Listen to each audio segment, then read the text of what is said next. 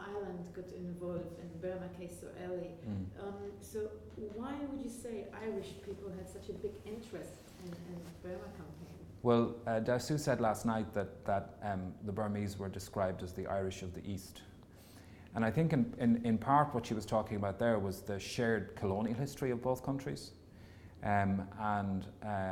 She referenced the fact yesterday on a number of occasions that her father, who of course was the liberator in many ways of Burma, had a strong affinity with key figures in Irish history who also were part of the negotiation of Ireland's liberation, often in contested ways in the same way that her father did.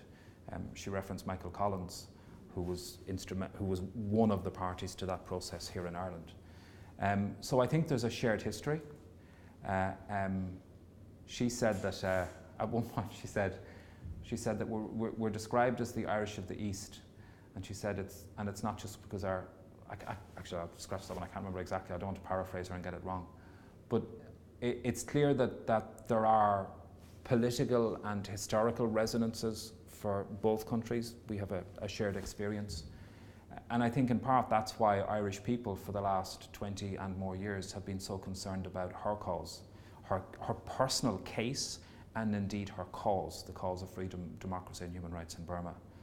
Amnesty International members have been working for 20 years now and more. Burma Action Ireland, an extraordinary organisation based here who were founded about 16 years ago now, have been tireless in their work on her behalf.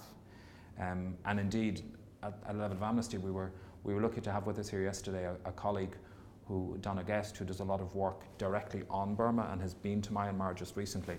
And Donna was reminding me that the day that she started work with Amnesty, she opened the file on Daw Suu Kyi because Daw Suu Kyi had become a prisoner of conscience for the first moment. So yes, we've been there, but that's the nature of Amnesty. We campaign on cases everywhere, all over the world, and we stick with them. It's important for us that not just for high-profile prisoners of conscience like Daw Suu Kyi, but for every prisoner of conscience, including all of those who remain in Burma, we stay resolutely focused on their case.